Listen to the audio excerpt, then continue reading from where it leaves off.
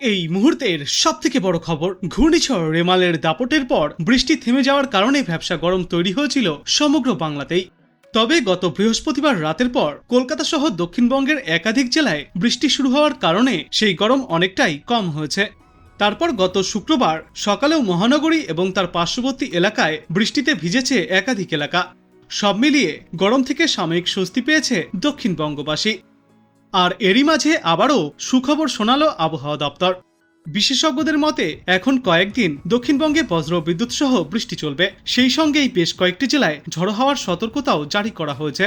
দক্ষিণের পাশাপাশি উত্তরবঙ্গেও আগামী কয়েকদিনে বৃষ্টিপাতের পূর্বাভাস রয়েছে। আবহাওয়া দপ্তরের তরফ থেকে জানানো হয়েছে, আজ থেকেই দক্ষিণবঙ্গের জেলাগুলিতে বৃষ্টির সম্ভাবনা কিছুটা বৃদ্ধি পাবে। সেই সঙ্গে কোথাও কোথাও সর্বোচ্চ 30 থেকে 40 কিলোমিটার গতিবেগে, কোথাও কোথাও আবার 40 থেকে 50 কিলোমিটার গতিবেগে ঝড়ো হাওয়া বয়ে যেতে পারে। আজ মূলত দুই বর্ধমান এবং বীরভূমে ভারী বৃষ্টিপাতের জেরে সতর্কবার্তা জারি করা হয়েছে।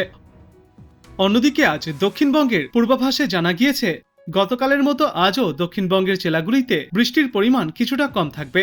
তবে আগামীকাল থেকে 24 পরগনা, নদিয়া, পূর্ব মেদিনীপুর, মুর্শিদাবাদ এবং বীরভূমে বৃষ্টির সম্ভাবনা রয়েছে।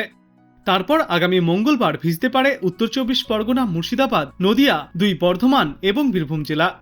আর দক্ষিণবঙ্গের পাশাপাশি উত্তরবঙ্গেও আগামী কয়েকদিনে ভারী বৃষ্টিপাতের সম্ভাবনা রয়েছে।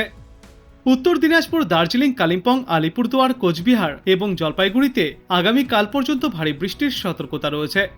তবে এর মধ্যে আলিপুরদুয়ার এবং কোচবিহারে আবার ভারী থেকে অতি ভারী বৃষ্টির সম্ভাবনা রয়েছে, যা চলবে আগামী মঙ্গলবার পর্যন্ত।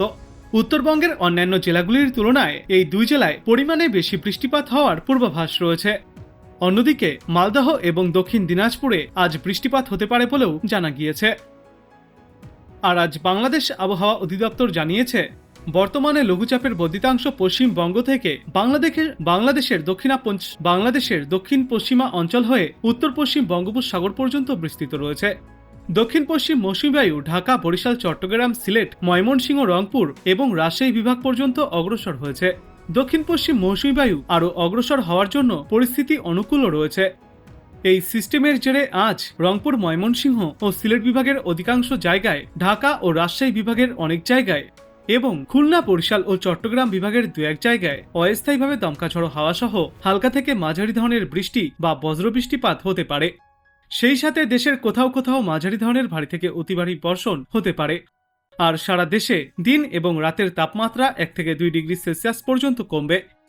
এরপর আগামীকাল রংপুর, রাজশাহী, ঢাকা, ময়মনসিংহ ও সিলেট বিভাগের অধিকাংশ জায়গায় এবং খুলনা, বরিশাল ও চট্টগ্রাম বিভাগের কিছু কিছু জায়গায় অস্থায়ীভাবে দমকা ঝড়ো হাওয়া সহ হালকা থেকে মাঝারি ধরনের বৃষ্টি বা বজ্রবৃষ্টিপাত হতে পারে। সেই সাথে দেশের কোথাও কোথাও মাঝারি ধরনের ভারী থেকে অতি ভারী বর্ষণও হতে পারে। সারা দেশ জুড়ে দিন এবং রাতের তাপমাত্রা ফের কিছুটা কম থাকবে এবং এর পরবর্তী দিন 5 সামান্য পরিবর্তন ঘটবে সারা দেশের আবহাওয়ার। বৃষ্টির প্রবণতা ক্রমশই বৃদ্ধি পাবে। তো আপনি কোথা থেকে দেখছেন এই আবহাওয়ার পূর্বাভাস এবং সেখানে কেমন রয়েছে আবহাওয়া, অবশ্যই কমেন্ট করে জানাবেন।